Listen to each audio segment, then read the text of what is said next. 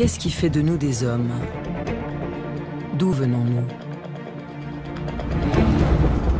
Depuis que Darwin a émis l'idée que nous descendons du singe, les scientifiques s'interrogent sur ces créatures archaïques qui ont quitté le monde préhumain pour entrer dans le nôtre. Depuis 50 ans, des découvertes de fossiles ont comblé une partie des nombreuses lacunes dans l'histoire de notre évolution. Mais les ossements de nos ancêtres sont rares. Ils ne nous permettent que d'entreapercevoir notre lente évolution sur plusieurs millions d'années, du singe à l'homme. Récemment, en Afrique du Sud, dans des grottes souterraines très difficiles d'accès, 2 nouvelles espèces d'hominidés, nos ancêtres humains, ont été mises au jour. Il était posé juste là. Le fossile d'un hominidé archaïque comme on n'en avait jamais trouvé, posé sur le sol de la grotte. Il ne s'agit pas de quelques petits fragments. Il y en a partout. Mais de plusieurs milliers d'os. La quantité d'eau qu'on remonte est incroyable. Magnifique! La première chose qui m'est venue à l'esprit, c'est l'anecdote de Howard Carter sur l'ouverture du tombeau de Toutankhamon.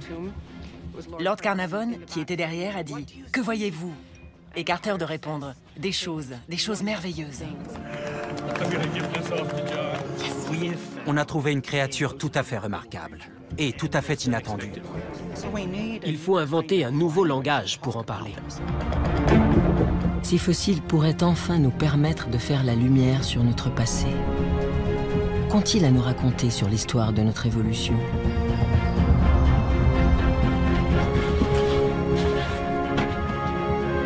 Un nouveau voile se lève sur l'aube de l'humanité.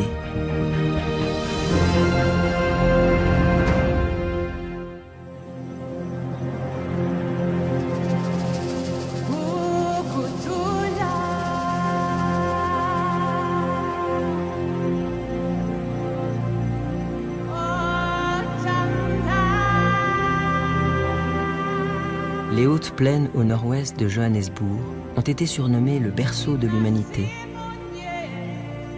Dans les années 1930 et 1940, les fossiles découverts ici ont fourni les premières informations significatives sur nos ancêtres les plus lointains.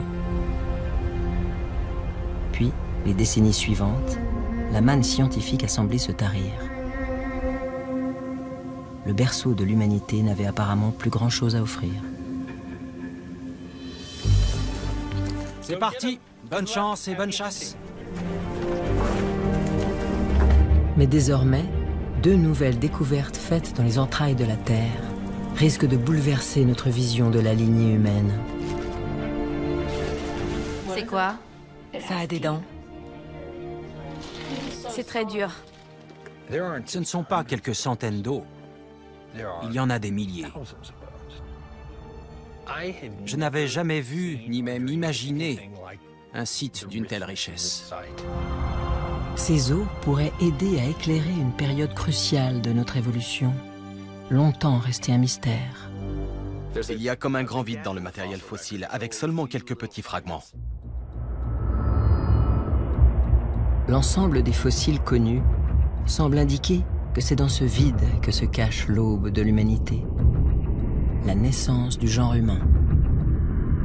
C'est peut-être l'épisode le plus important et le moins bien compris de notre évolution. Il suit le règne des australopithèques, des créatures d'allure simiesque avec un cerveau minuscule. Lucie en est la plus célèbre représentante. Elle était bipède, mais c'était un singe. Si je voyais un australopithèque à l'autre bout d'un terrain de foot, je pense que j'appellerais le zoo pour les prévenir qu'un singe s'est échappé. Chez les australopithèques, la partie supérieure du corps est tout à fait simiesque. Le bassin, par contre, est très humain. Un australopithèque, c'est une sorte de grand singe bipède. Si on remontait le temps pour les observer dans la savane, on verrait des animaux qui marcheraient debout, comme nous. Mais ils étaient moins grands et leur cerveau était moins gros. La tête devait donc être plus petite. La mâchoire et les dents étaient très massives. Les scientifiques supposent qu'à un moment situé quelque part entre -2 et -3 millions d'années, ces australopithèques à l'allure simiesque ont donné naissance à la première espèce humaine identifiable, Homo erectus. Ils ont un gros cerveau, un visage étroit et peuvent manipuler des outils. Si j'apercevais Homo erectus à l'autre bout d'un terrain de football, j'appellerais sans doute la police en disant « Il y a un type qui a l'air dérangé là-bas. Il faut lui mettre des vêtements. » Alors que s'est-il passé dans la transition de l'australopithèque à Homo erectus? Pendant des années, il n'y a eu qu'une seule espèce pour combler ce vide, une créature appelée Homo habilis. Mais les fossiles étaient si rares que les origines du genre Homo restaient une énigme. Le plus grand mystère aujourd'hui en paléoanthropologie, c'est de comprendre comment, quand et où a eu lieu la transition des australopithèques vers Homo. Ce qu'on ignore, c'est ce qui s'est passé entre les australopithèques et l'apparition d'Homo. C'est un des grands mystères qu'il nous faut résoudre. Pour cela, il faudrait découvrir des restes fossiles susceptibles de nous en apprendre davantage sur cette transition.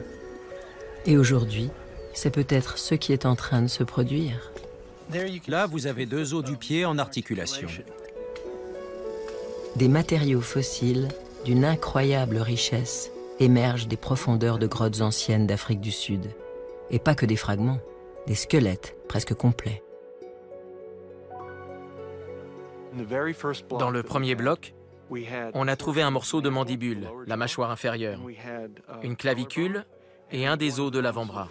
C'était vraiment très excitant. Elle est dedans. On a un crâne, une mandibule, une omoplate entière, une clavicule entière, un bras entier, une main entière et une moitié de bassin qu'on va pouvoir reconstituer pour avoir un bassin entier. Ces squelettes tiendront-ils leurs promesses?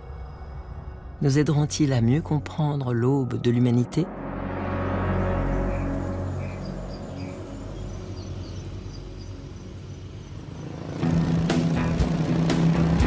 Août 2013. Le Sud-Africain, Pedro Boshoff, est au chômage. Il a déjà été soldat, prospecteur, aventurier. Et il a même étudié à mi-temps les origines de l'homme. Il rêve désormais de gagner sa vie en se livrant à son activité favorite, la chasse aux fossiles. Vers la fin du mois d'août, j'ai pris contact avec le professeur Lee Burger pour lui demander s'il n'avait pas un poste à me proposer à la faculté, dans son service. Pedro Boshoff est arrivé dans mon bureau et m'a dit « Il me faut du travail. Et comme vous, je suis convaincu qu'il y a encore des choses à trouver. » Lee Burger a commencé à explorer le berceau de l'humanité au début des années 1990. 18 ans plus tard, il n'a encore trouvé que quelques fossiles isolés, rien d'inhabituel dans le domaine de la paléoanthropologie. Ces fossiles d'humains archaïques sont sans doute les objets les plus rares et les plus recherchés sur Terre. La paléoanthropologie, c'est peut-être l'un des seuls domaines dans lesquels il y a plus de scientifiques étudiant des objets qu'il n'y a d'objets à étudier. D'ailleurs, la grande majorité des gens qui font ce que je fais ne trouveront jamais un seul fragment de ces premiers hominidés. Et s'ils en trouvent, ce sera une dent isolée. Le matériel fossile se compose à 80 ou 90% de petits morceaux de dents isolées.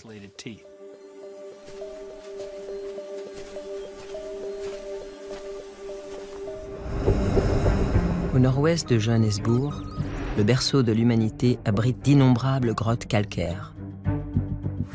Certaines d'entre elles ont déjà livré des fossiles fragmentaires de nos lointains ancêtres.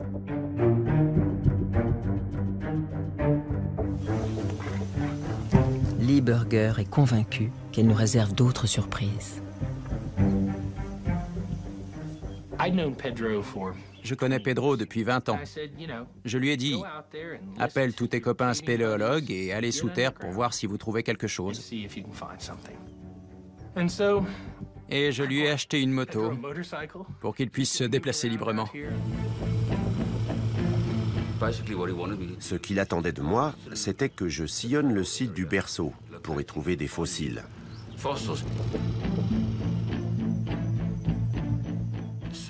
En général, dans ces cas-là, je m'assieds sur un rocher et je réfléchis à la meilleure façon de procéder. Et puis je me suis souvenu que je faisais partie d'un club de spéléologie. J'avais fait de la spéléo dans le coin pendant des années. Et c'est comme ça que j'ai trouvé Rick et Steven.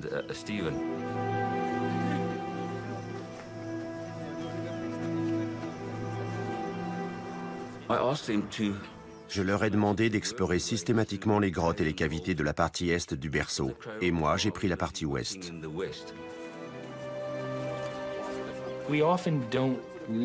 Souvent, on laisse de côté les endroits trop familiers parce qu'on croit bien les connaître. J'appelle ça le syndrome de l'arrière-cour. Je lui ai dit, commence par ce qui est juste sous ton nez. Va dans les endroits que tu connais le mieux.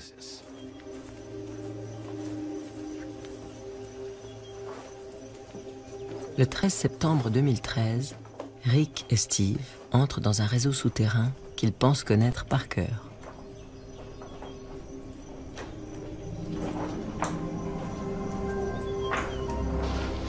Les grottes de Rising Star.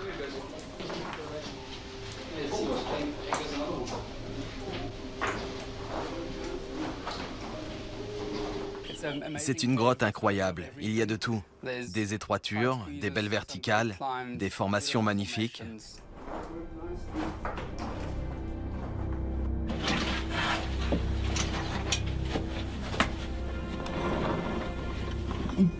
Les deux spéléologues s'enfoncent sous terre.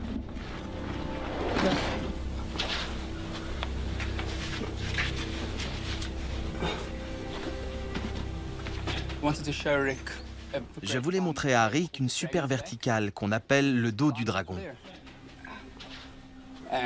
On est monté. Rick m'a dépassé pour filmer les formations au-dessus du puits.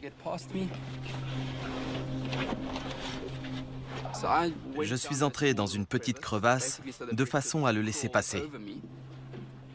Je voulais juste m'écarter. Mais une fois dedans, je me suis aperçu qu'on pouvait descendre encore un peu plus.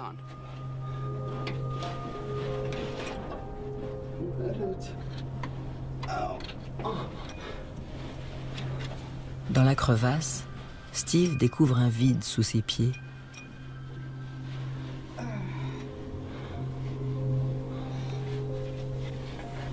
Il s'introduit péniblement dans l'ouverture.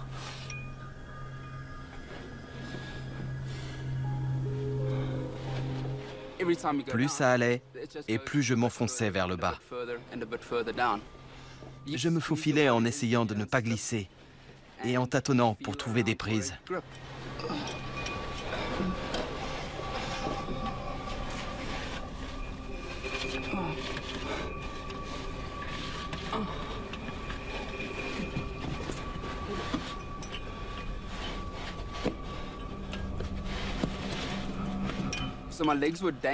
À la fin, j'avais les jambes dans le vide. Je ne sentais plus rien sous mes pieds. La seule façon de descendre, c'était de me laisser glisser le plus loin possible, en tendant les bras presque au maximum. À un moment, j'ai senti des rochers sur lesquels j'ai pu poser les pieds.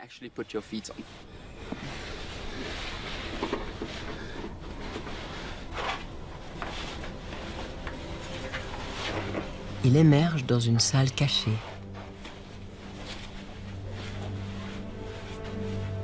Il crie à Rick de descendre le rejoindre.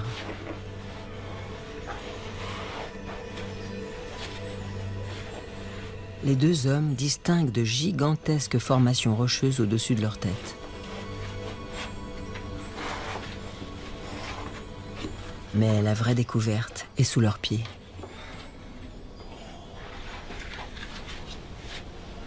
Le sol de la grotte est jonché de petits os. Il y avait un premier os par terre. On a regardé un peu autour et on en a aperçu un deuxième. Quand on a vu les dents dans la roche, on a compris qu'on tenait quelque chose. Après, on a vu un crâne enterré. Et le plus intéressant, une mandibule avec 4 dents.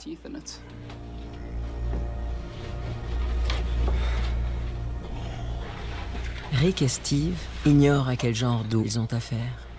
Mais tout cela est intriguant. Ils décident de faire des photos pour les montrer à Pedro. Je n'oublierai jamais le jour où j'ai découvert les photos sur l'écran de l'ordinateur. La première chose que j'ai remarquée, ça a été une mandibule avec des dents. Et j'ai tout de suite compris que c'était un hominidé. Inutile de dire que j'ai aussitôt appelé le professeur Burger. Comme il ne répondait pas, on a décidé d'aller chez lui. On était surexcités, on parlait tous en même temps. En arrivant chez lui, j'ai sonné à la porte et dès qu'il a ouvert, je lui ai dit « Lee, est-ce que tu souhaites vraiment nous parler ?» Pedro m'a dit: tu vas être content de m'avoir laissé entrer. Il était 21h30, il faisait nuit, mais j'ai entendu l'excitation dans sa voix. Ils ont sorti un ordinateur et j'ai découvert quelque chose que je n'aurais jamais imaginé voir sur un écran d'ordinateur. Il a commencé par jurer comme un charretier.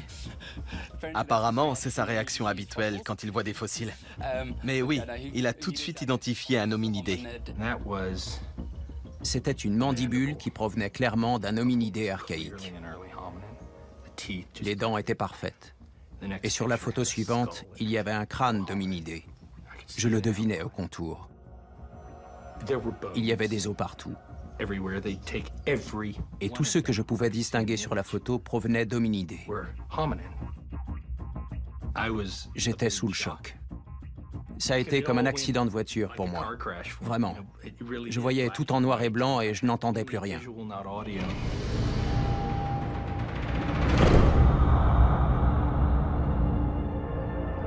Les hominidés, ce sont tous les membres de la lignée humaine, y compris les australopithèques, Homo erectus et nous.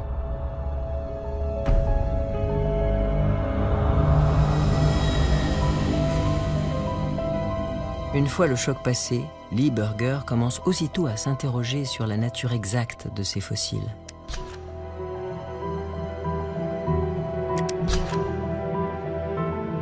À première vue, il s'agit d'un seul et même individu. Sans doute l'un des australopithèques apparus il y a environ 4 millions d'années.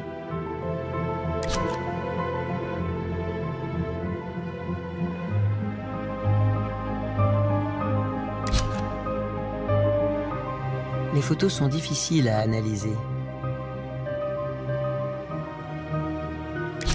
Le chercheur veut savoir si les fossiles de la grotte de Rising Star sont similaires à ceux qu'il a trouvés 5 ans plus tôt.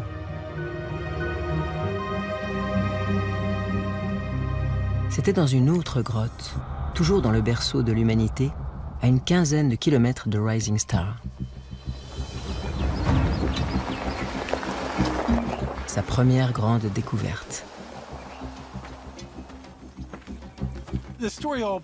Tout a commencé le 1er août 2008, quand je suis arrivé dans cette vallée. Je me repérais grâce à ces arbres au-dessus de ma tête, visibles sur Google Earth. J'ai remonté cette vieille piste de mineurs. À l'époque, elle était encore envahie par la végétation. Je suis arrivé dans ce bosquet et j'ai découvert cette cavité.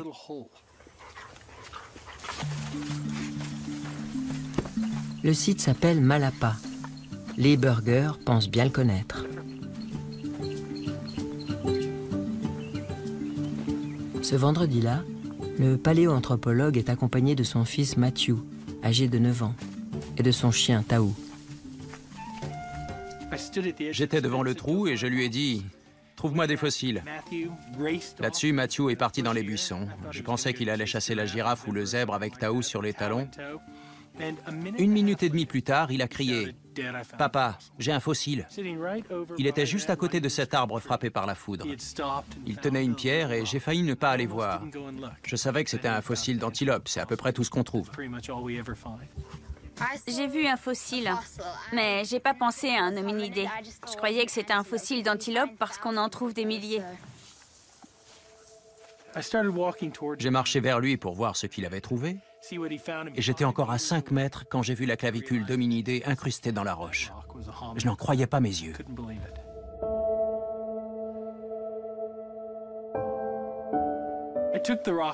J'ai pris le rocher dans la main et je l'ai retourné en me demandant ce que ça pouvait être d'autre.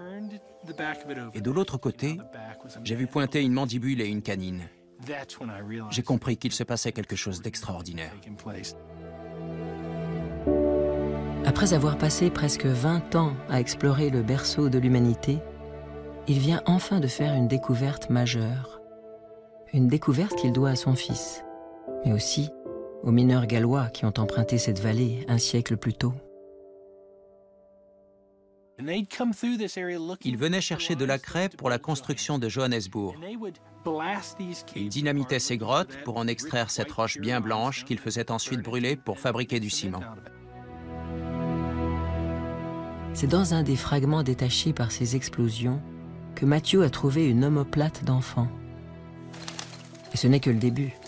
Le trou dans lequel les mineurs ont placé la dynamite a encore beaucoup de trésors à livrer.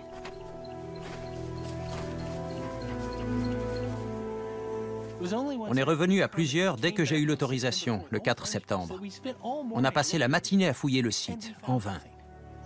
On a même failli repartir, on pensait qu'il n'y avait rien. Je me tenais de l'autre côté, là-bas, et je regardais l'intérieur de cette crevasse. Et tout à coup, j'ai vu quelque chose dépasser d'un rocher. J'étais stupéfait. Je suis descendu dans le trou et je regardais ici. Pointant hors de la paroi, il y avait la tête proximale d'un Humerus dominidé. Je n'en revenais pas, c'était le sujet de ma thèse. Je me suis approché de la paroi et j'ai découvert qu'il y avait une omoplate. Je me suis avancé encore un peu, j'ai posé la main sur la roche, juste là, et 2 dents dominidées sont tombées dedans. Alors j'ai dit quelque chose, et c'est là qu'a commencé le second chapitre de cette incroyable histoire. On était tous entassés ici. À mes pieds, il y avait une tête proximale de fémur qui appartenait clairement à l'enfant. Le plus étonnant, c'est que je n'ai même pas envisagé que ça puisse ne pas être l'enfant que Matthew avait trouvé. Comment aurait-on pu avoir 2 squelettes sur ce site?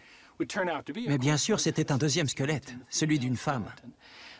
L'enfant était allongé ici, dans cette position.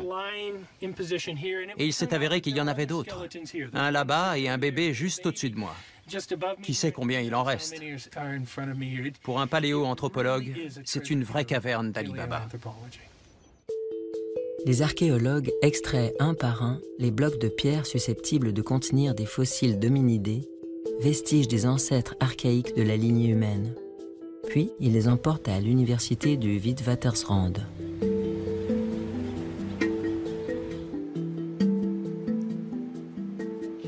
Jackie, la femme de Lee Burger, est radiologue. Elle place les blocs dans le scanner de la faculté de médecine pour permettre aux chercheurs de découvrir ce qu'ils contiennent. Plus haut. Ça y est, c'est bon.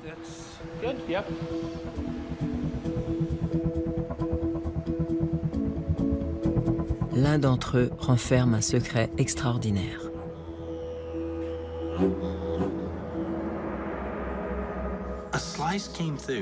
Une coupe a révélé un crâne entier. J'étais sidéré. Même dans mes rêves les plus fous, je n'aurais jamais imaginé qu'il pouvait y avoir un crâne entier dans cette petite pierre.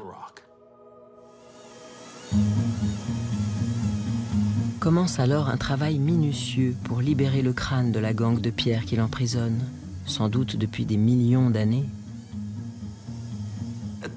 Ça m'a pris 3 mois.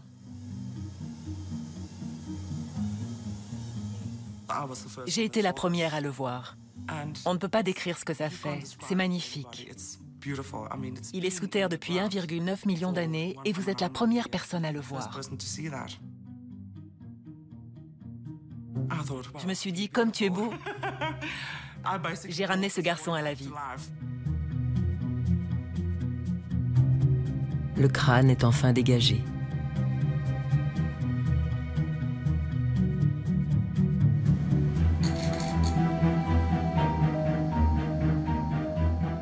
Le petit cerveau et le visage projetés en avant désignent clairement un australopithèque.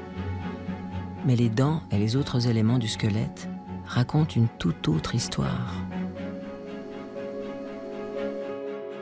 De nombreuses espèces d'australopithèques ont sillonné la Terre il y a entre 2 et 4 millions d'années.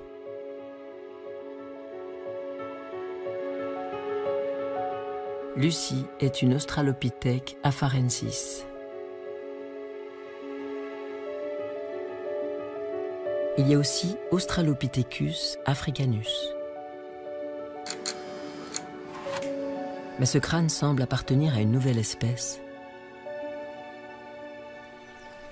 Lee Berger l'a appelé Australopithecus sediba, du nom du point d'eau près duquel il a été trouvé. Dans le dialecte Soto, sediba signifie source. L'équipe a pu procéder à une datation radiométrique très précise des couches de calcaire de la grotte. Celle qui contenait les squelettes avait 1,97 million d'années. Sediba est donc un des derniers représentants du genre, se situant juste à la limite de cet espace vide qui sépare les Australopithèques du genre Homo.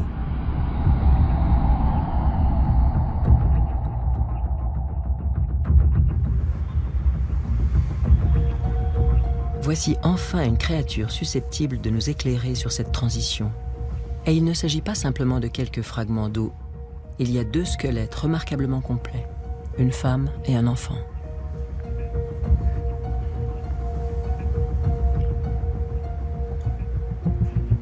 À Malapa, les fragments d'au moins 3 autres squelettes attendent encore d'être mis au jour. C'est ce qui fait de Sediba le document fossile le plus complet jamais découvert sur ce qui se passait à l'aube de l'humanité.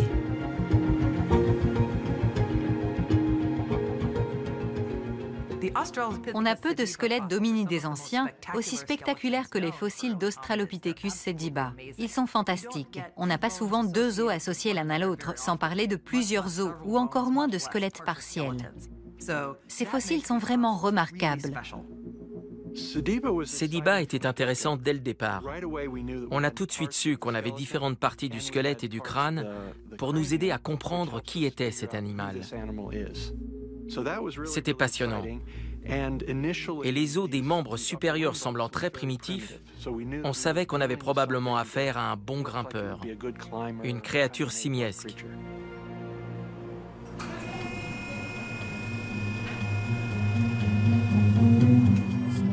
Le travail de Peter Schmidt consiste à reconstituer le squelette de Sediba. Contrairement à d'autres matériaux fossiles, ces squelettes sont si complets qu'il n'est pas nécessaire de bâtir beaucoup d'hypothèses. Il suffit d'inverser l'image par symétrie pour recréer les os manquants avec une grande précision. Le scanner nous a fourni plusieurs milliers de coupes axiales. Aurore doit maintenant tout réunir pour former un modèle en 3D. Ensuite, il faudra couper le modèle. On a déjà fait le moulage du bassin, on n'a donc besoin que de la cage thoracique. En fait, on a déjà la partie droite de la cage et on a maintenant besoin d'en faire une image inversée. C'est ce que l'ordinateur nous permet d'obtenir en 1 seconde.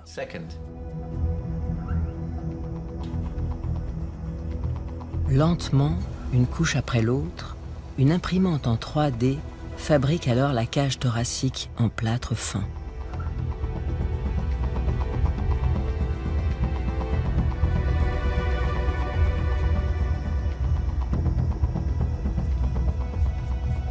Magnifique. Enfin, Peter assemble un squelette complet.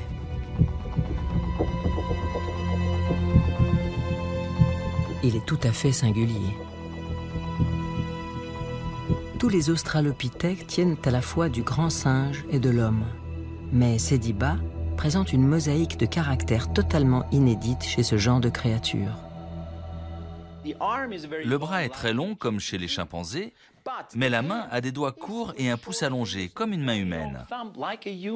On n'avait jamais vu ça auparavant, parce que c'est la main la plus complète qu'on ait trouvée pour cette période. À partir du squelette reconstitué, le paléoartiste Victor Dick peut commencer à créer une image de synthèse ultra réaliste. Il place virtuellement des marqueurs d'épaisseur de tissu soigneusement calculés à partir de tissus faciaux de primates vivants afin de reconstituer le visage de Sediba. Once that was all done, I Après ça, j'ai continué en recréant le corps qui va avec. Si vous voulez, je peux vous montrer ce que ça donne en transparence. Ça permet de vérifier que les os et tout le reste occupent correctement l'espace. On a donc une reconstitution conceptuelle de ce à quoi pouvait ressembler Sediba. De cette étape à celle de l'image de synthèse ultra-réaliste, il n'y a qu'un pas.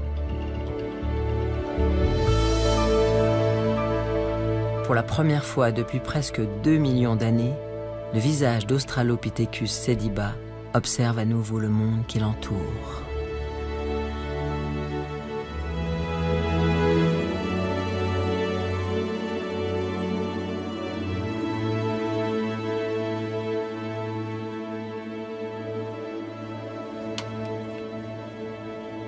Mais les véritables révélations viendront des os eux-mêmes.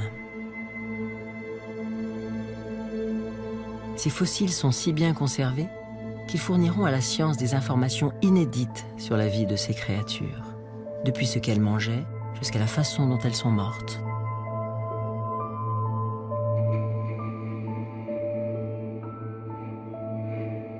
Ces détails contribueront peut-être à expliquer la transition des australopithèques vers le genre Homo. Ils pourraient également corroborer ou infirmer une théorie très influente sur l'aube de l'humanité. Une théorie inspirée par la découverte du tout premier fossile d'Australopithèque.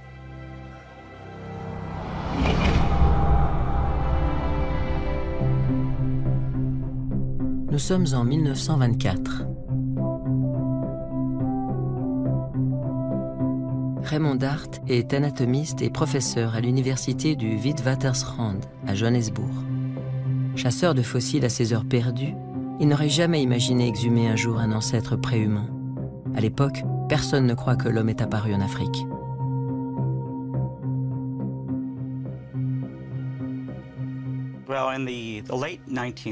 À la fin du 19e siècle, on a trouvé des fossiles de l'homme de Néandertal en Europe. Et en Asie, on a découvert les premiers spécimens connus d'Homo erectus.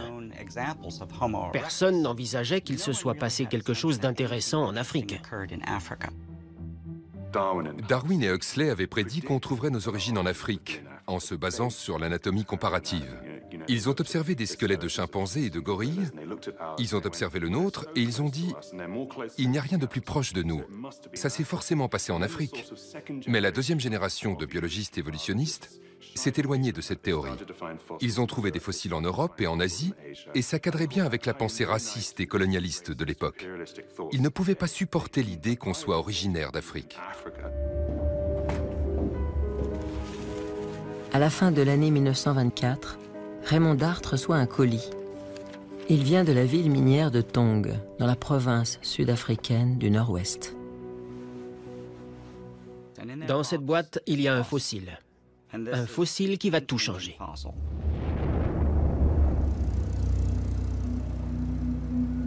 Des mineurs lui ont envoyé un rocher dans lequel est enchâssé ce qui ressemble au crâne d'un petit singe. Le scientifique est fasciné.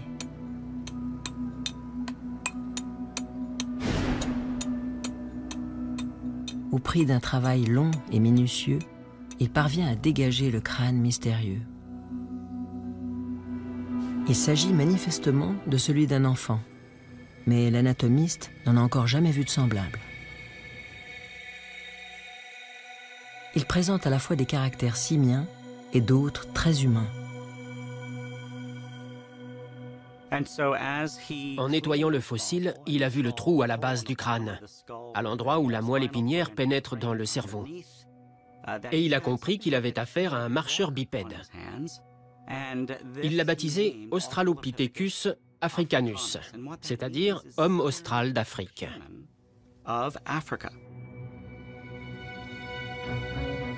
Raymond Dart s'empresse de publier sa découverte. Il affirme que c'est la preuve que nous avons évolué en Afrique, comme l'avait prédit Darwin. Il ne s'attend pas à la tempête que va susciter cette théorie.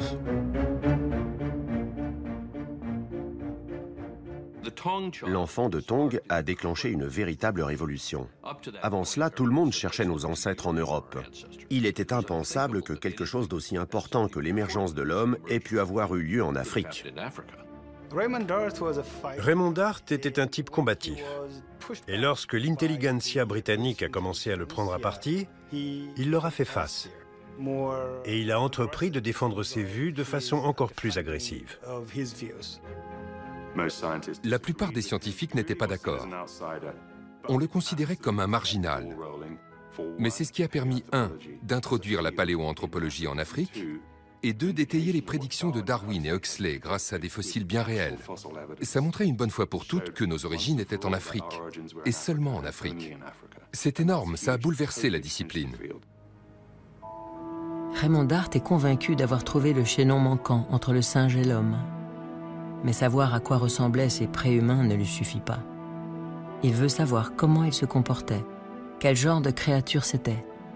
Il a conscience qu'en s'interrogeant sur nos ancêtres, on s'interroge également sur nous-mêmes.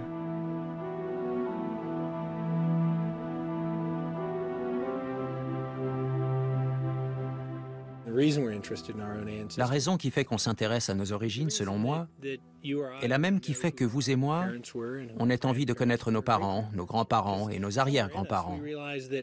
On sait qu'il y a un peu d'eux en nous et on veut comprendre les particularités de notre propre comportement. Notre aspect physique et même notre façon d'agir, tout ça vient de nos ancêtres.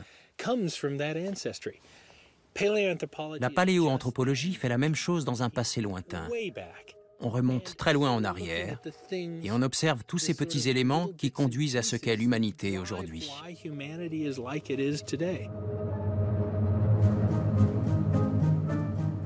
Raymond Dart élabore une théorie pour expliquer comment les australopithèques, nos ancêtres simiens, sont devenus humains. Ces idées sur l'aube de l'humanité ont été à la base de la réflexion sur nos origines pendant des générations. Dans les années 1940, on a commencé à trouver d'autres spécimens d'australopithèques. En particulier un site avec non seulement des fragments d'australopithèques, mais aussi les ossements de nombreux autres animaux fossiles. Et Dart a remarqué que ces os présentaient des fractures inhabituelles. Le chercheur est convaincu que ce sont des armes fabriquées par nos ancêtres primitifs. Serait-ce cela qui nous définirait comme humains?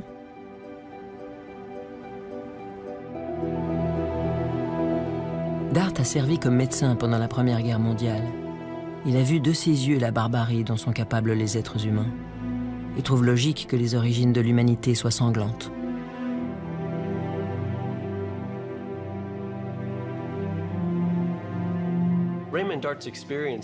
L'expérience de Raymond Dart pendant la guerre a sans doute influencé sa façon d'interpréter ces fossiles. Il avait été témoin du côté obscur et de la violence de l'humanité. Et il a imaginé que les australopithèques avaient compris que les os et les dents étaient durs et qu'on pouvait les utiliser comme armes pour tuer d'autres animaux. Il voit les premiers humains comme des grands singes tueurs. Dart pense que les plus agressifs et les plus téméraires de nos ancêtres préhumains ont quitté leur habitat forestier pour s'installer dans la savane. Là, ils sont devenus chasseurs et prédateurs. Serions-nous donc des singes tueurs à l'origine? Est-ce vraiment cela qui se révèle à l'aube de l'humanité?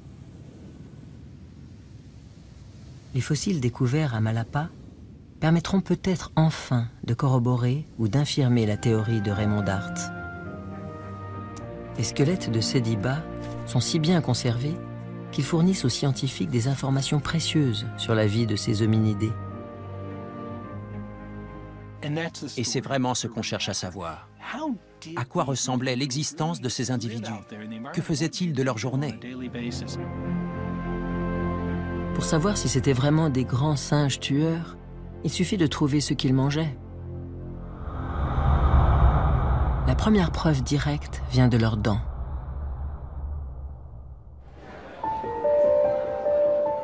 À l'Institut Max Planck de Leipzig, Amanda Henry analyse le tartre qui s'est fossilisé en même temps que les dents de Sediba.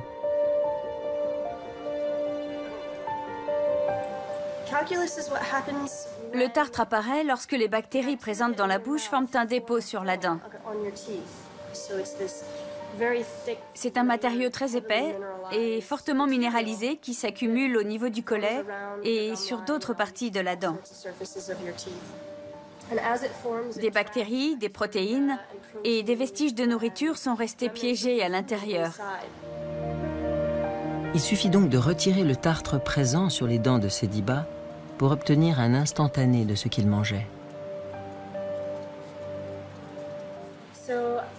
Le tartre se présente maintenant sous forme de poudre et je vais le dissoudre dans une petite quantité d'acide faible.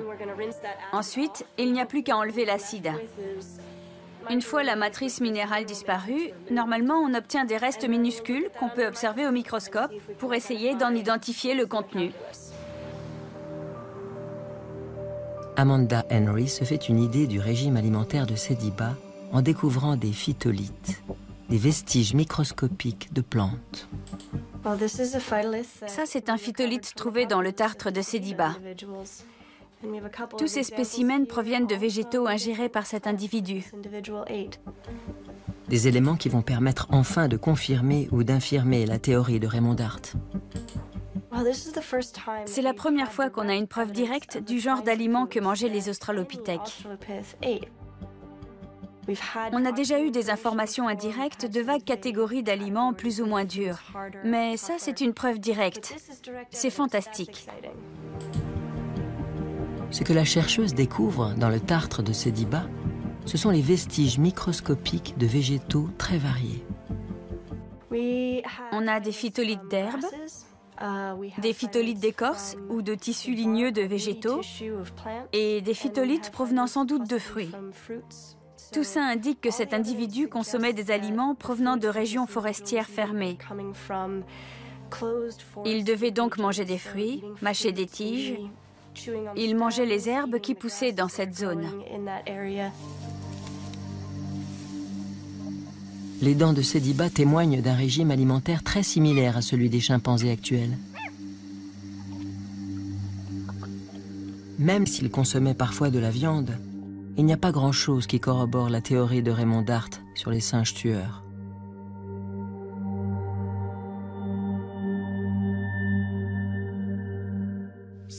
Les scientifiques qui ont étudié le matériel fossile par la suite ont découvert des traces de morsures sur le crâne d'un australopithèque, ce qui semble prouver qu'Australopithecus n'était pas le prédateur, mais la proie.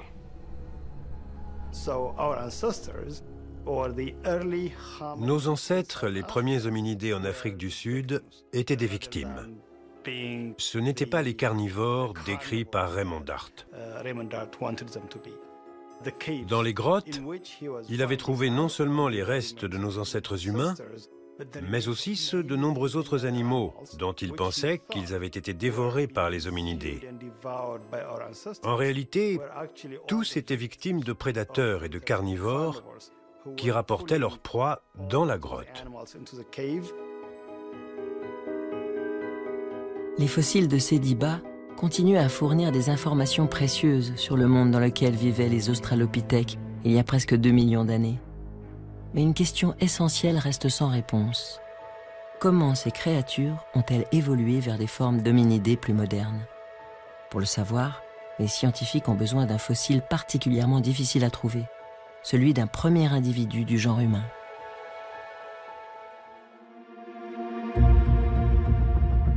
Pendant plusieurs décennies, il a fallu se contenter des restes fragmentaires d'une seule espèce, appelée Homo habilis. Au début des années 1960, les fouilles réalisées par les Liki dans les gorges d'Olduvai, en Tanzanie, ont permis de définir une nouvelle espèce fossile dans notre arbre généalogique, Homo habilis, l'homme adroit. C'était important parce qu'on a pu faire le lien entre des outils en pierre et ce que Leakey présentait comme le premier être humain, un membre du genre Homo. Comme la plupart des chercheurs de l'époque, Louis Leakey envisage notre évolution comme un processus linéaire progressif. une seule chaîne d'espèces devenant de plus en plus humaine. Il décide que ce qui a fait de nos ancêtres des hommes, ce n'est pas l'invention des armes, comme le pensait Raymond Dart, mais l'apparition des outils.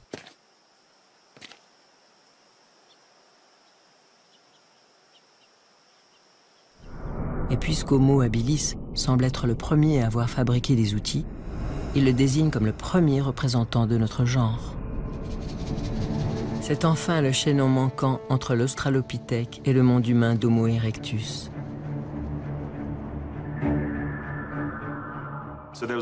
Il y avait toujours ce grand vide entre les australopithèques et les membres plus tardifs du genre Homo, comme Homo erectus et Néandertal.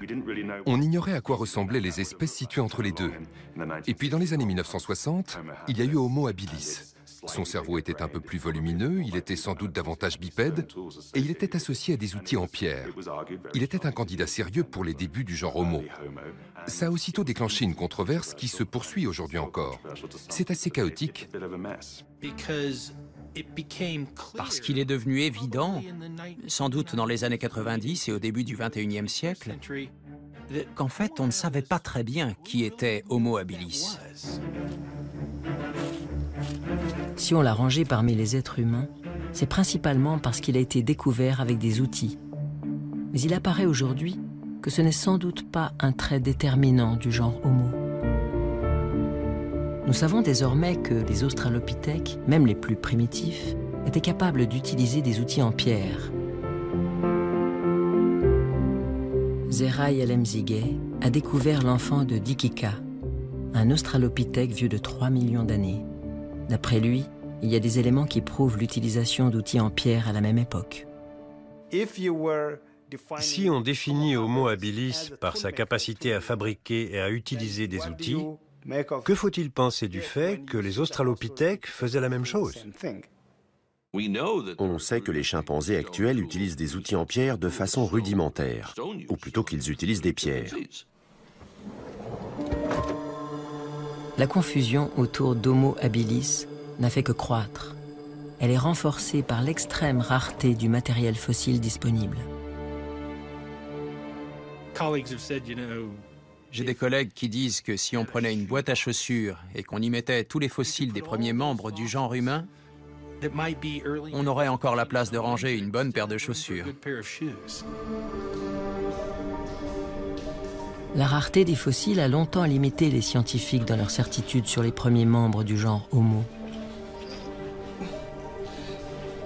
Telle était la situation lorsque les deux jeunes spéléologues, Rick Hunter et Steven Tucker, découvrent les ossements de Rising Star.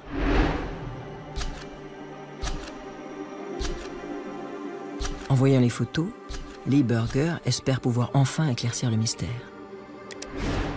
S'agit-il de fossiles de Sédiba ou d'Homo habilis?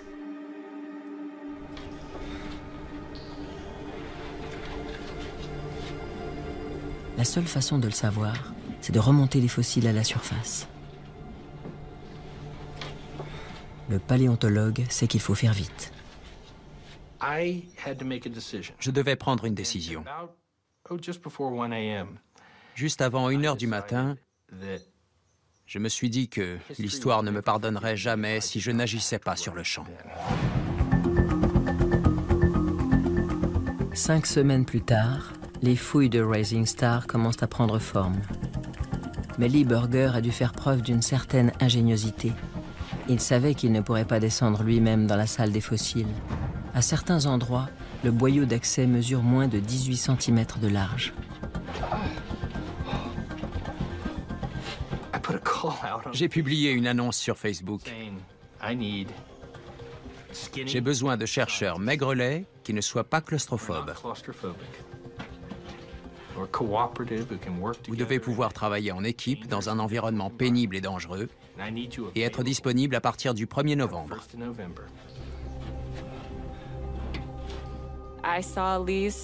J'ai vu le post de Lee sur Facebook et sur un coup de tête, J'ai présenté ma candidature. J'ai passé un entretien et à partir de là, tout est allé très vite. J'ai vu que Lee avait posté une annonce sur Facebook.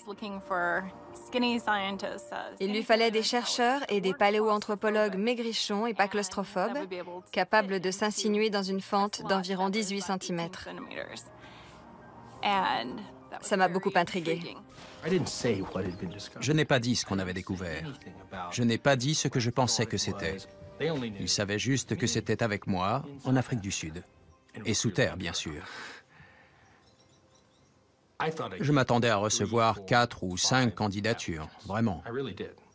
Combien y a-t-il de gens qualifiés dans le monde qui répondent à ces critères? 10 jours plus tard, j'avais 57 candidats qualifiés du monde entier. Des femmes pour la plupart. Un matin, je me suis réveillée et j'ai découvert que Lee Burger cherchait des archéologues fluets avec de l'expérience. Je me suis dit, c'est pour moi. Une amie a vu qu'on cherchait des archéologues menus pratiquant la spéléologie. Elle m'a dit, c'est toi? Je termine une thèse en anthropologie et en ostéologie. C'est mon domaine. Je suis archéologue. Je peux vite potasser la partie paléo. Je prépare un doctorat en biomécanique de l'évolution, donc plutôt l'aspect paléoanthropologique. Ça avait l'air parfait. Quand j'ai lu le message à mon mari, il m'a dit « Ils auraient tout aussi bien pu écrire « On a besoin de Marina ici ». Les fouilles de Rising Star marquent l'entrée de la paléoanthropologie dans l'ère des réseaux sociaux et d'Internet.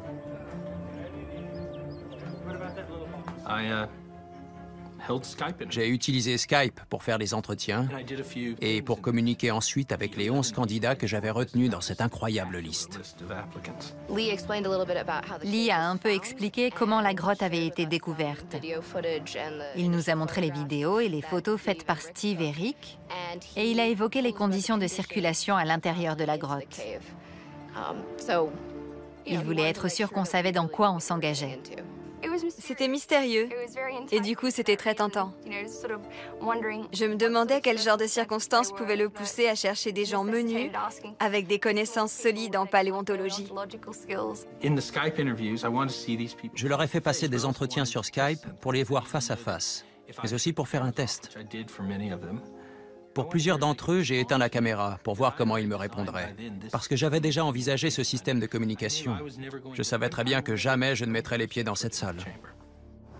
Et le jour suivant, j'ai appris que j'étais prise. Ça a été tellement rapide. Je leur ai envoyé un email en disant « Félicitations, faites vos bagages. Je vous attends dans la première semaine de novembre. »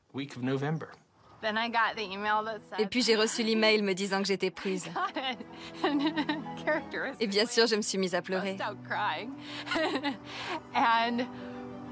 Je n'arrêtais pas d'actualiser ma boîte de réception pour vérifier que l'email était bien là. J'ai poussé un hurlement. Tout ça s'est passé très vite.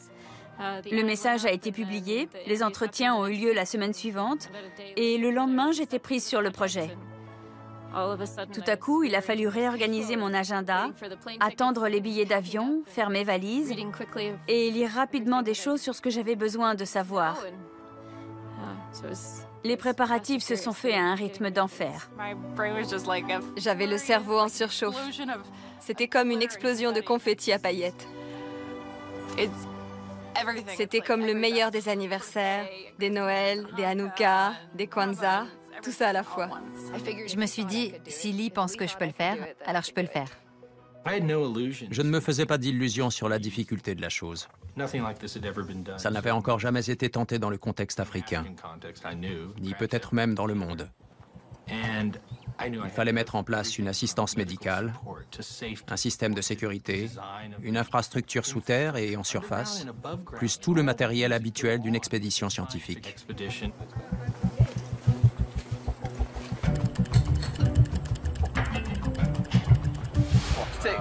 Je vais chercher un sac. Pendant la mise en place du camp, Pedro, Rick et Steve préparent la grotte pour les scientifiques. Il me faut un sac à dos. Oui, c'est vert. Des longes de sécurité Des lumières, des câbles et des caméras sont installés.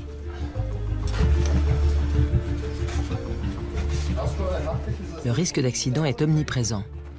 Lee Burger revient encore et encore sur les procédures de sécurité. En cas de problème, on ne panique pas. Oui? Oui, reçu. Un poste de contrôle est installé. Il permet d'avoir une vue d'ensemble de presque toute la grotte. J'ai vraiment commencé à prendre conscience de ce que je demandais à ces jeunes femmes en voyant les spéléologues tirer plus de 2 km de câbles. Je crois qu'elles étaient terrifiées. Et moi aussi. Il n'y avait pas encore eu d'essai. Alors on les a emmenées dans la grotte pour vérifier leurs compétences dans cet environnement. Et puis le 10 est arrivé. C'était le jour où je voulais commencer les fouilles. On a testé les systèmes, tout fonctionnait. C'était un peu le bazar. Mais ça fonctionnait. On a vérifié la sécurité, tout était OK. Et en début d'après-midi, on était prêts. Détrompe-toi, je suis doux comme un agneau. Je n'en doute pas. Tu as l'air très émotif.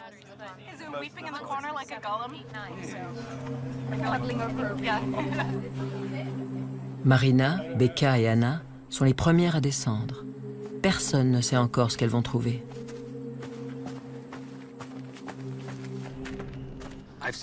J'ai vu un crâne, j'ai vu d'autres pièces.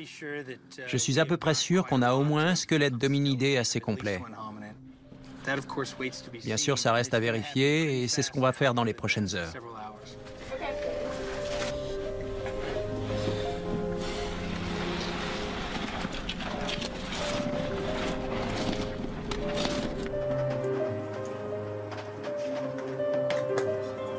Sous le regard anxieux de Lee Burger et du reste de l'équipe dans le poste de contrôle, les 3 jeunes femmes s'enfoncent de plus en plus profondément sous terre.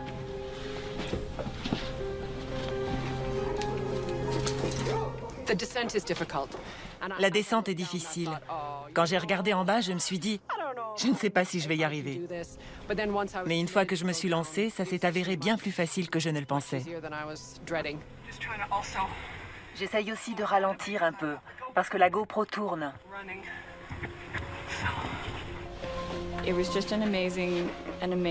C'est une sensation extraordinaire quand on se rend compte à quel point on est loin des gens là-haut dans le poste de contrôle et qu'on prend pleinement conscience de ce qu'on est venu faire en bas.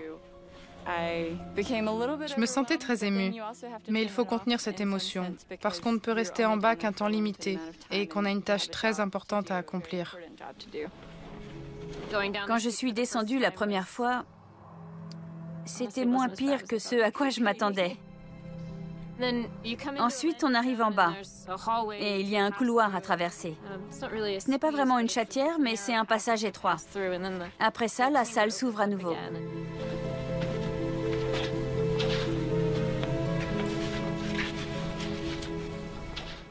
Ça, c'est l'entrée de la grotte. On commence par descendre un puits assez étroit et des tunnels pour arriver dans cette zone qu'on appelle la chatière de Superman. C'est un passage très étroit dans lequel il faut ramper sur le ventre pendant environ 3 mètres. On entre alors dans une autre salle. Ça, c'est ce qu'on appelle le dos du dragon. C'est une crête à escalader avec un dénivelé de 4 ou 5 mètres de chaque côté. Une fois en haut du dos du dragon, il faut franchir un nouveau tunnel avant de commencer la descente de 12 mètres jusqu'à la salle. C'est ça, là. Une fois dans la salle, on se retrouve dans une zone d'atterrissage, une sorte d'antichambre. Et on franchit un nouveau rétrécissement pour accéder à la salle principale qu'on appelle UW101 ou la salle des fossiles. Marina Elliott est la première à pénétrer dans la salle. Je dois avouer qu'il y a un peu d'appréhension et beaucoup d'excitation à l'idée d'être la première des scientifiques à entrer dans la grotte. La première chose qui m'est venue à l'esprit quand j'ai franchi le dernier rétrécissement avant la salle, c'est l'anecdote d'Howard Carter sur l'ouverture du tombeau de Toutankhamon. Je crois que c'est Lord Carnarvon qui était derrière lui et qui a dit « Que voyez-vous » et Carter de lui répondre « Des choses merveilleuses ». Je ressentais la même chose. Cet endroit est sublime.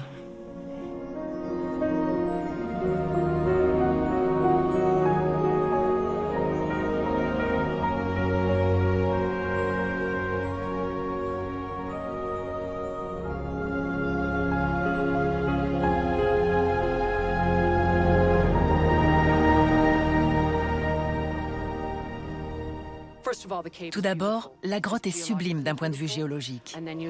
Et quand j'ai baissé les yeux, j'ai découvert une mer d'ossements.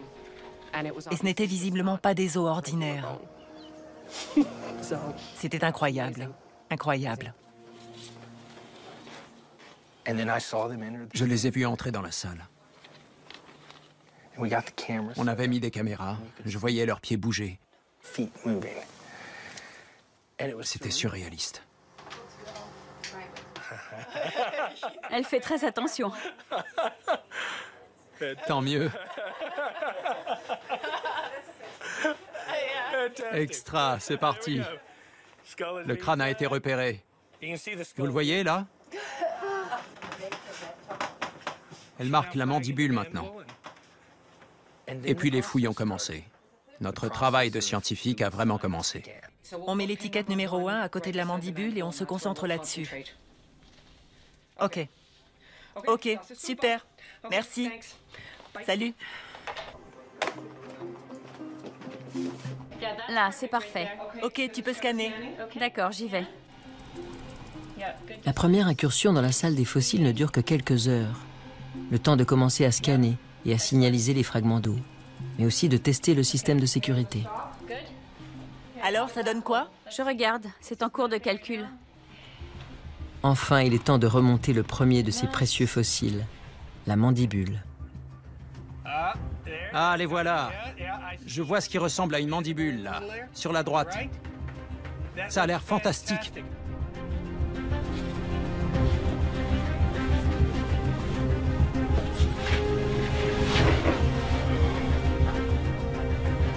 C'est Becca qui l'emporte avec elle.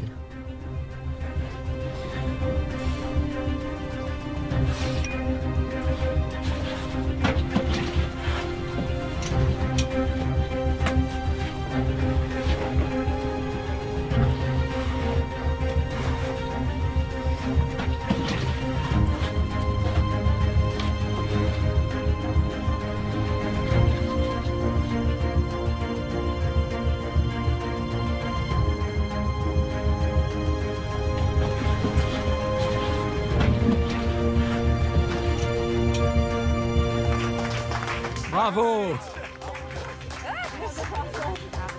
Tu as le fossile? Oui, je l'ai. Et tout le monde est là. Tout le monde est sorti. Rick est là aussi. Bravo. La sécurité d'abord. Quand elles sont sorties, j'ai été immensément soulagé. Mais ensuite, j'ai réalisé qu'elles avaient remonté ce truc et que j'allais enfin voir ce qui était à l'origine de tout ça.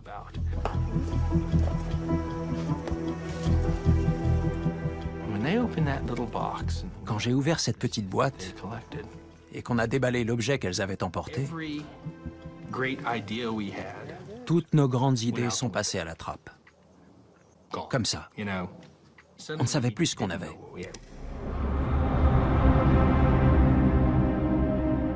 En voyant la mandibule sur les photos de Rick et Steve, Lee Berger avait pensé qu'il s'agissait d'un australopithèque. L'une des principales caractéristiques d'un visage d'australopithèque, c'est sa mâchoire robuste et ses grosses dents simiennes.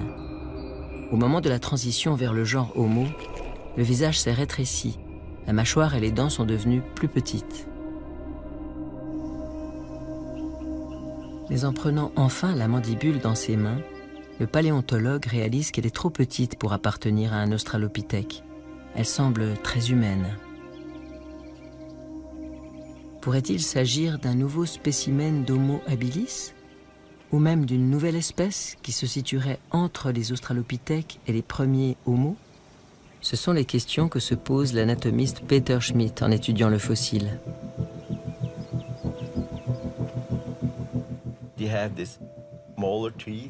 Vous voyez ces molaires?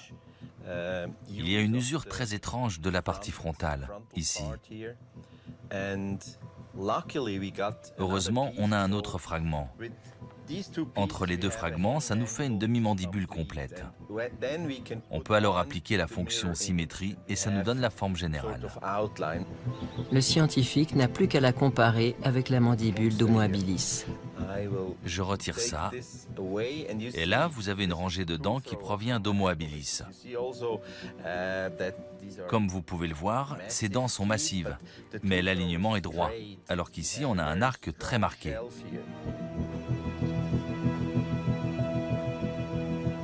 La mandibule provenant de Rising Star est clairement plus arrondie. Ce n'est pas Homo habilis, mais ce n'est pas non plus un australopithèque. Les scientifiques ne savent pas ce que c'est. C'est la confusion totale. On ne sait pas quoi en penser. Ce qui est clair, c'est que toutes nos idées préconçues doivent être écartées. On ne peut pas se lancer là-dedans en pensant qu'il s'agit de tel ou tel groupe. Il faut littéralement repartir de zéro.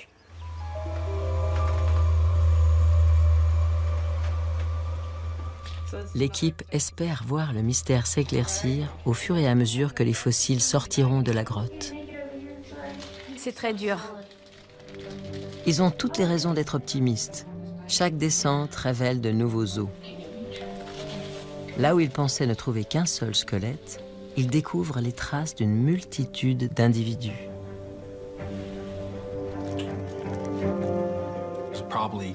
Il ne nous a fallu que quelques heures pour comprendre qu'il n'y avait pas qu'un seul squelette. Un autre fémur. Si je me souviens bien, ça a commencé avec un deuxième fémur du même côté. Et comme on n'a jamais entendu parler d'un hominidé à 3 jambes, ça nous faisait 2 individus. Et puis il y en a eu 3. Le deuxième jour, on en était à 4. On a réalisé qu'on était tombé sur quelque chose d'énorme. Alors bonne chance, Becca. On a hâte de voir ce que tu nous rapportes. Chaque fois que les scientifiques déplacent un fragment d'os dans la grotte, ils en trouvent d'autres dessous. Il y en a partout. Ils sont disséminés dans tous les coins. Et pas seulement dans la salle, même les passages d'accès sont jonchés de fragments. Ils étaient dans la zone d'arrivée quand j'ai reçu un appel à l'interphone. On a trouvé une nouvelle dent. Elle était posée là. Je cherchais un endroit où m'asseoir et j'ai vu ça du coin de l'œil. Rick était là en renfort. Il a donné un coup de pied dans la terre et des hominidés sont tombés. Il me faut des étiquettes. T'en auras assez? Dans l'après-midi du 14e jour de l'expédition, on était hystériques. Au départ, on avait une caisse avec un seul squelette. Le 3e jour, on avait 2 caisses. Le 4e jour, 3 caisses.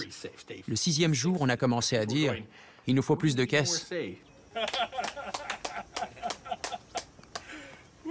Une dent et plus.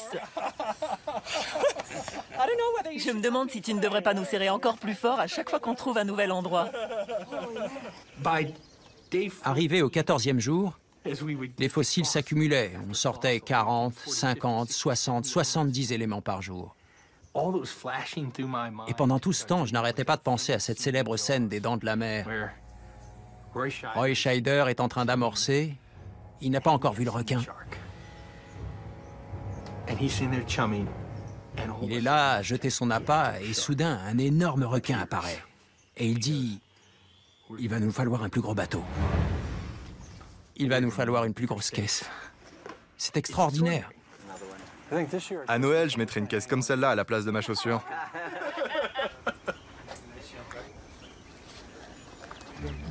Tandis que s'accumule un nombre croissant de fossiles, une image de l'hominidé de la grotte de Rising Star commence à émerger. Ça fait partie d'un bassin juvénile. Oui. Oui. Les os de la cuisse et du bassin montrent qu'il était bipède et marchait debout, mais que sa démarche était primitive. D'après ce qu'on peut en voir, le crâne est à peine plus volumineux que celui d'un chimpanzé, mais les dents et la mâchoire semblent plus modernes, presque humaines.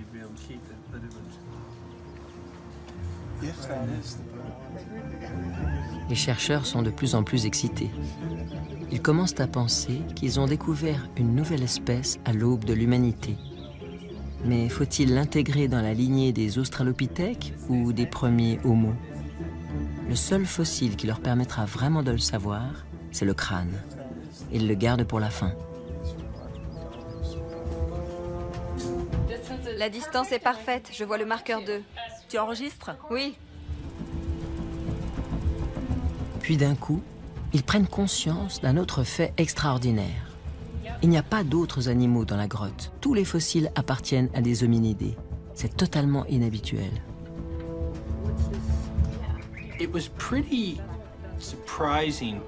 C'était assez surprenant. Ce qu'on avait constaté systématiquement, mes collègues et moi, sur tous les autres chantiers de fouilles auxquels on avait pu participer sur le continent africain, ne se produisait pas cette fois. On ne trouvait que des hominidés.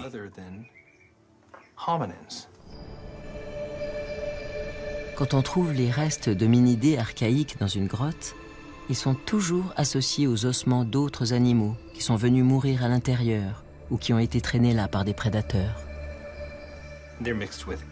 Généralement, on trouve des antilopes en grande quantité. Et puis, selon les circonstances, il peut aussi y avoir des carnivores, des rongeurs, etc. Tout ce qui peut s'accumuler quand des animaux meurent et qu'ils sont traînés et mangés dans une grotte. À part les ossements d'une chouette solitaire, il n'y a pas trace d'un seul autre animal dans la salle de Rising Star. Uniquement des hominidés. Comment ces derniers se sont-ils retrouvés ici?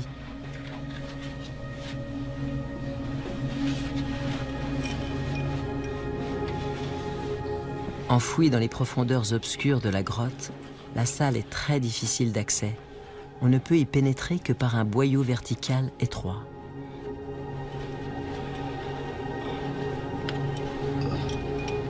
Les chercheurs sont convaincus qu'elle était tout aussi inaccessible il y a 2 millions d'années. Ils commencent à penser que les corps ont peut-être été placés là intentionnellement. Pourrait-il s'agir d'un site funéraire? On n'a encore jamais rien trouvé qui permette de relier ce genre de pratique à un ancêtre d'aspect si primitif. La question est là, devant nous, mais on n'a pas de réponse. Les premières sépultures connues remontent environ à 100 000 ans et on les doit à des groupes humains beaucoup plus modernes. L'équipe n'a pas encore de date pour les fossiles de Rising Star, mais il paraît inimaginable qu'une créature si primitive ait pu inhumer ses morts. C'est pourtant à ça que ça ressemble. Les tranches d'âge des différents individus correspondent tout à fait à ce que les archéologues trouvent dans les cimetières. Au début de cette expédition, ça ressemblait à la population d'un cimetière. Des individus très jeunes, d'autres très vieux, et rien entre les deux. Ça ne veut pas dire qu'on ne trouvera rien, mais pour l'instant, ça ressemble à ce qu'on voit dans un cimetière quand on ouvre les tombes. Mais est-ce que c'est vraiment ça? C'est un mystère que j'espère bien résoudre. En attendant, on est face à une énigme. Est-ce qu'il s'agit vraiment d'un... J'ai presque peur de le dire à voix haute. Cette hypothèse changerait beaucoup de choses si elle s'avérait exacte. Mais personne n'est vraiment prêt à la défendre avant d'avoir procédé à des analyses plus poussées.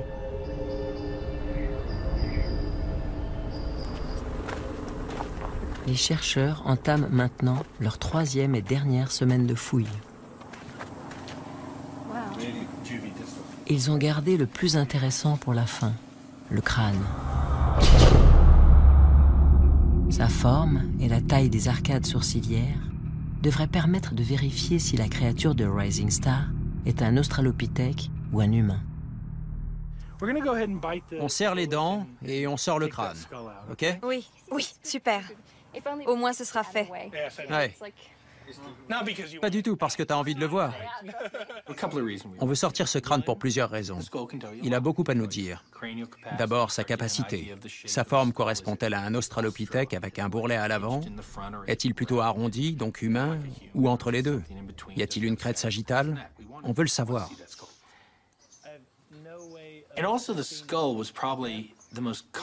Par ailleurs, c'était sûrement l'extraction la plus complexe. C'est un os fin et fragile qui peut se casser. On n'était pas sûr de pouvoir le sortir. Et on avait aussi besoin de voir ce qu'il y avait dessous. Est-ce qu'on avait un seul squelette ou plusieurs individus liés entre eux? On était très tendus. Et ça a été beaucoup plus difficile que prévu. Je suis sûr que t'en trouveras plein. Allez, à vous de jouer. Bonne chance, amusez-vous bien. Compte sur nous. Super. C'est à ton tour. Allez, bonne chance et bonne chasse. Merci. À tout à l'heure.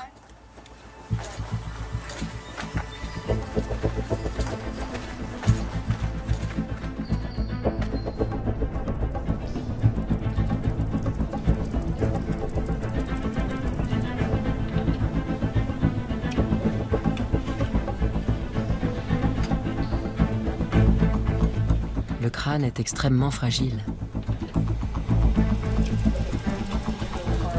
Les fouilleurs scannent soigneusement toute la zone autour. Passe-moi un grand. Grand comment? Ça, c'est parfait. Commence alors un travail minutieux consistant à retirer tous les fragments osseux autour du crâne. On a des sacs médiums. Enfin, la terre est délicatement époustée afin de libérer le fossile.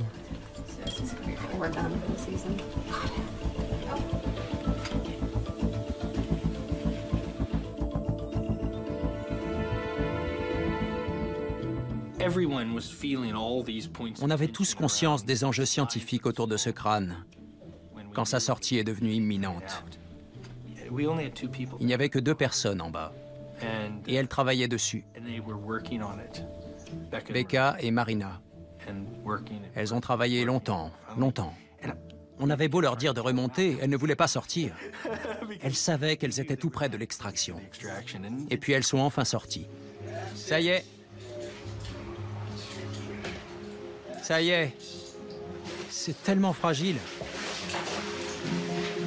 Toute l'équipe retient son souffle lorsque les 2 scientifiques soulèvent enfin le fragment de crâne et le déposent précautionneusement dans une boîte.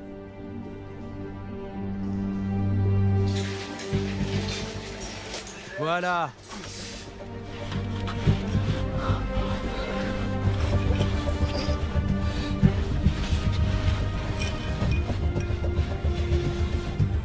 Le fossile commence alors sa lente ascension, quittant la grotte pour la première fois depuis sans doute plusieurs millions d'années.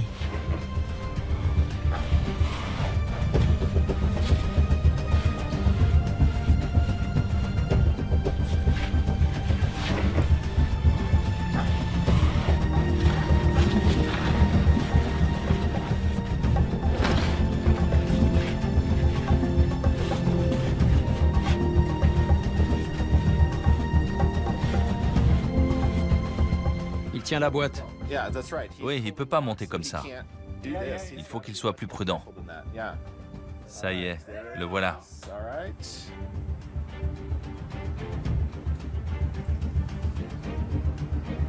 C'est fantastique.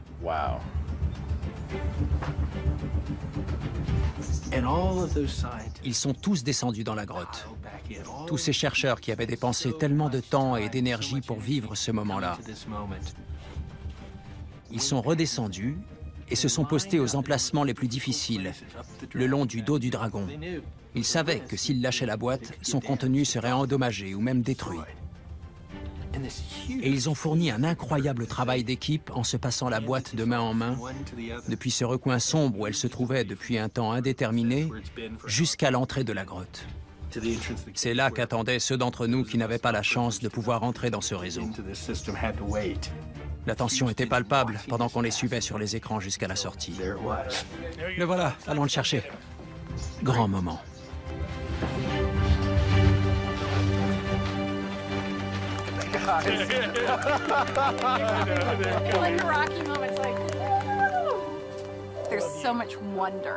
C'est un tel émerveillement. Personne de fatigué, personne pour retenir sa joie. On est tous excités comme des gamins. Tu ne m'en veux pas si je prends ça avant de te serrer dans mes bras? Je t'en prie. Bravo. Et même pas d'ambassade avec cette chose dans les mains. Je vais le passer à John.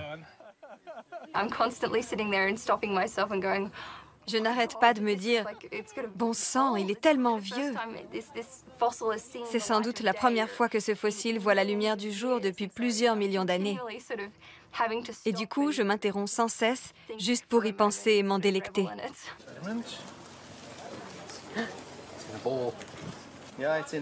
Le moment que tout le monde attendait est arrivé.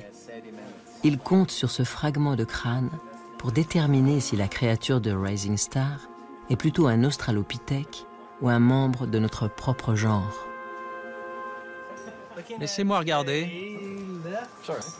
Le frontal gauche, c'est cette zone-là, l'orbite. Et une partie de la boîte crânienne, juste derrière l'orbite. C'est un élément très important. S'il a de gros bourrelets susorbitaires avec une échancrure derrière, c'est un australopithèque. Les arcades sourcilières plus petites et un crâne plus arrondi indiqueraient qu'il s'agit d'Homo. On a notre genre. Vraiment? On a notre genre. C'est incontestablement Homo. Ouais! Le verdict est clair. L'équipe a trouvé un nouveau membre du genre humain.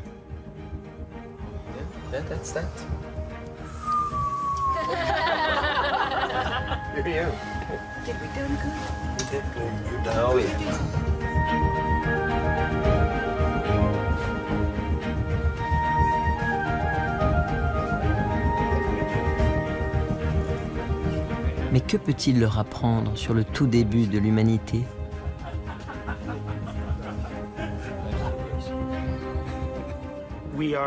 On est certain que c'est le genre Homo, notre genre, et que c'est une nouvelle espèce. Pour l'instant, on en est là. On a découvert un grand nombre d'individus, des hommes, des femmes, des jeunes et des vieux, appartenant à une nouvelle espèce dans le genre Homo.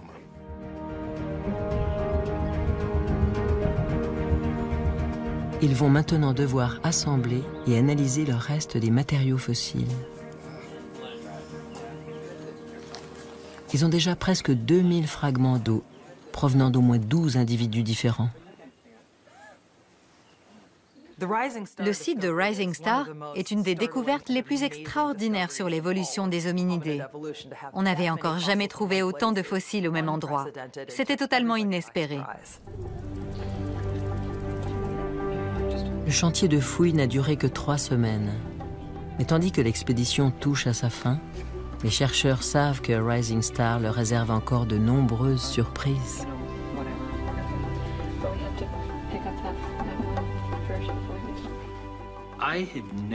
Je n'avais jamais vu, ni même rêvé d'un site d'une telle richesse. Ce ne sont pas quelques centaines d'eaux. Il y en a des milliers, c'est clair. On ne peut pas souffler sur le sol sans en faire apparaître un nouveau. On ne peut pas effleurer la paroi de la main sans faire tomber une dent ou un os. Et généralement, c'est un nouvel individu. Ça va être très, très long. Il est temps pour l'équipe de se disperser et pour les fossiles d'être soigneusement transférés à l'université du Witwatersrand. C'est ici qu'il y a 90 ans, Raymond Dart a déclenché une véritable révolution en affirmant que l'humanité avait vu le jour en Afrique. L'endroit idéal pour commencer à étudier les vestiges de nos mystérieux ancêtres de Rising Star.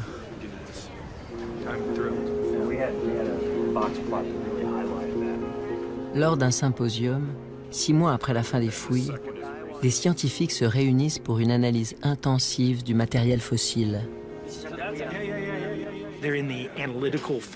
Ils sont dans la phase analytique, là, dans la phase diagnostique. L'idée était de réunir certains des plus grands esprits de la planète autour des données les plus récentes pour analyser plus de 1700 restes fossiles d'hominidés qui n'ont été mis au jour qu'en novembre dernier. C'est un spectacle absolument fantastique. Cette énergie bouillonnante de la science, on peut presque la sentir dans la pièce. On est tous fous de science. C'est le paradis ici. C'est une expérience extraordinaire en matière de paléontologie humaine.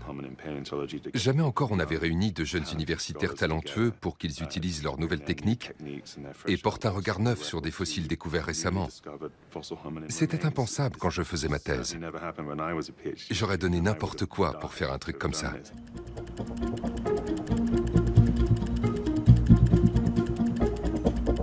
Les os mis au jour dans la grotte de Rising Star sont enfin prêts à être dévoilés au reste du monde. On a une nouvelle espèce d'humains archaïques dans le genre Homo. C'est tout à fait passionnant. On n'avait jamais trouvé de matériel aussi abondant dans cette période de transition entre les derniers australopithèques et les premiers membres de notre genre. Et là, on en a une sacrée quantité. L'image qui émerge de l'étude de ces fossiles ne ressemble à aucune autre.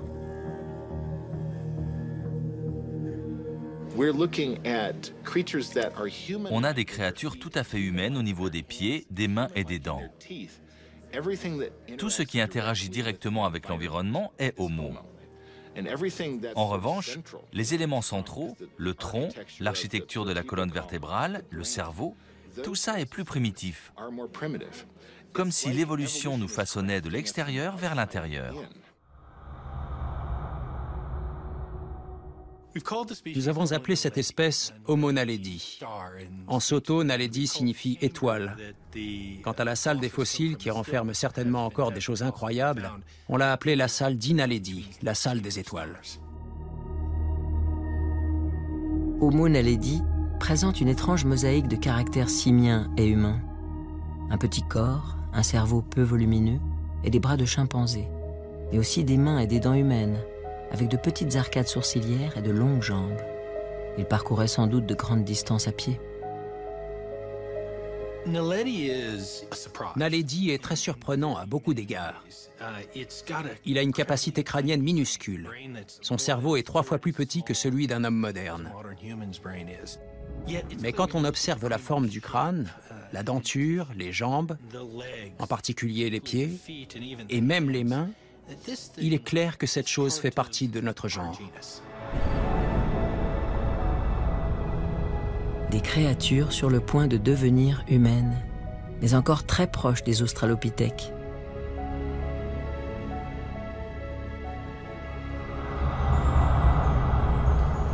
Leur présence dans cette grotte n'en est que plus intrigante.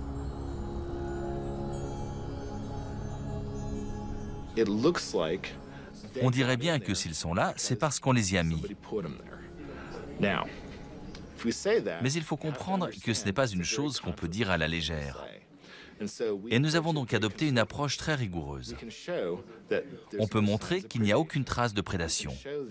On peut montrer qu'aucun prédateur ne s'attaque exclusivement aux hominidés. On peut montrer qu'ils ne sont pas tous arrivés là en même temps et qu'il n'y a pas eu de matériaux acheminés dans la salle. Scientifiquement, ça s'arrête là. On peut dire que la meilleure hypothèse, c'est qu'on les a mis là. Si elle se vérifie, cette hypothèse aura des implications considérables. On sait désormais que le cerveau de l'hominidé de Rising Star mesurait entre 450 et 550 cm3, à peine plus que celui d'un chimpanzé.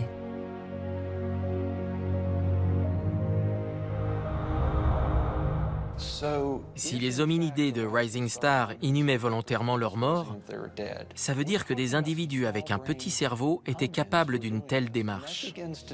Ça change notre perception des attributs cognitifs et des neuromécanismes nécessaires pour adopter ce genre de comportement. C'est très intéressant.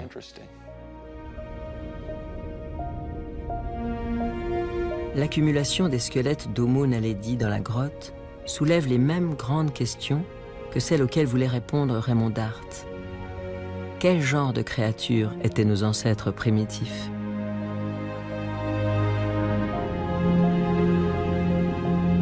Si ces individus ont bien été inhumés de façon intentionnelle dans ce qui serait une sorte de site funéraire, cela témoigne d'un comportement social évolué.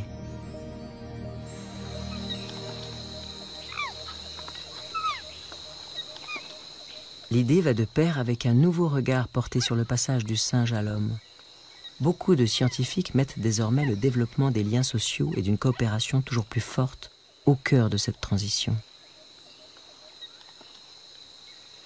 Une hypothèse qui provoquera certainement des débats passionnés au sein de la communauté scientifique. Mais en quoi ces découvertes modifient-elles le fil de l'évolution humaine ?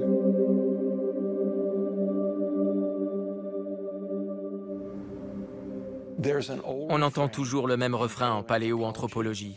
Les gens disent « il nous faut plus de fossiles ».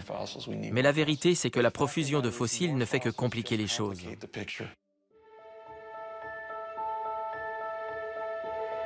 L'une des principales questions est de savoir où placer ces nouveaux ancêtres fossiles dans notre arbre généalogique.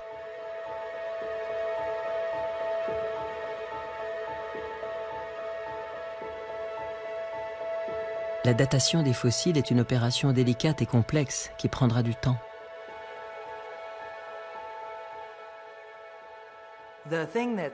Ce qui est difficile, c'est qu'on ne connaît pas l'âge de ces fossiles.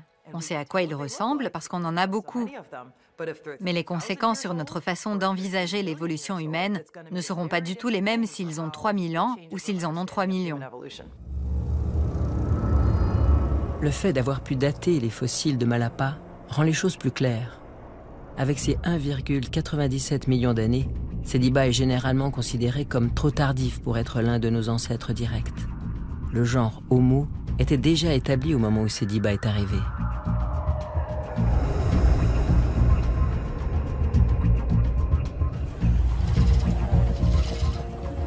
Cela démontre malgré tout que de nombreuses espèces d'ancêtres primitifs ont coexisté pendant la même période. Ok, vas-y, continue.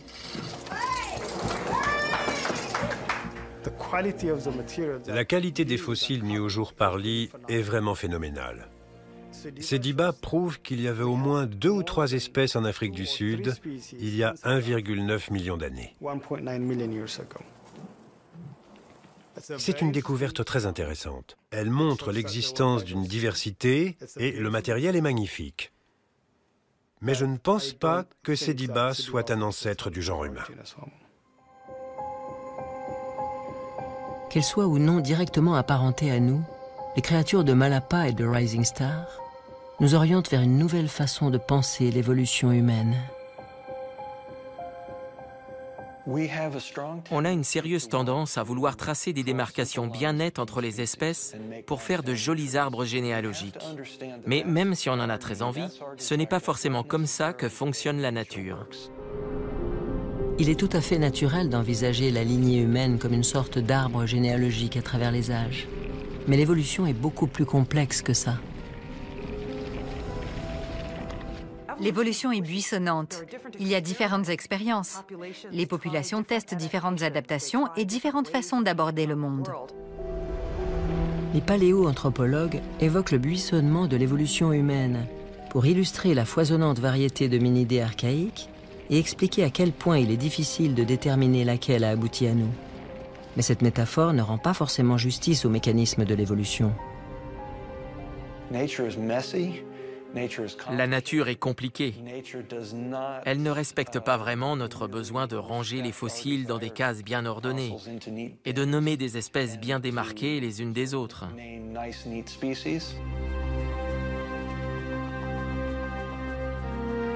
Sediba et Naledi présentent tous deux une mosaïque de caractères à la fois australopithèque et humain. Ils semblent indiquer que l'aube de l'humanité a été marquée par de multiples expériences évolutives, avec des singes bipèdes dotés d'un petit corps et d'un cerveau peu volumineux.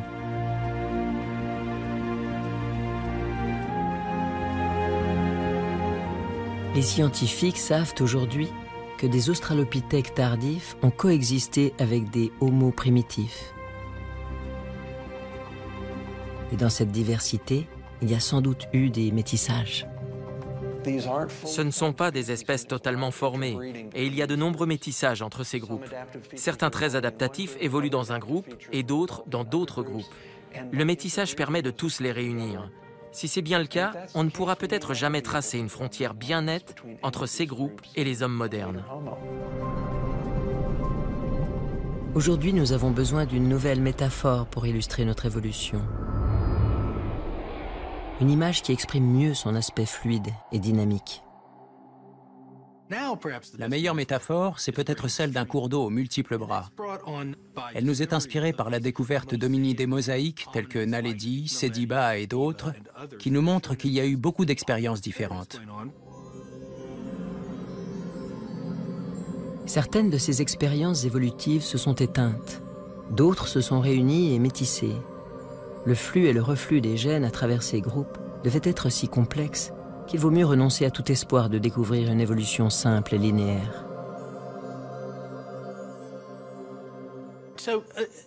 Il faut vous représenter un glacier tout en haut d'une vallée.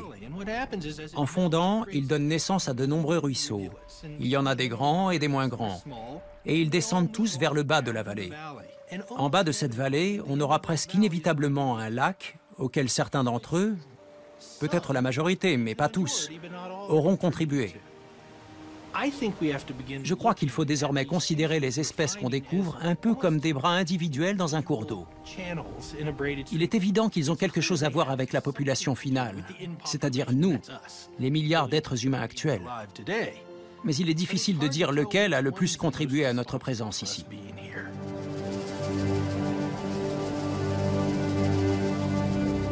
Avec les découvertes faites dans les hautes plaines d'Afrique du Sud, c'est un chapitre fondamental de l'histoire de nos origines qui s'écrit. Le mystère de l'apparition de notre genre, le genre humain, se dévoile peu à peu.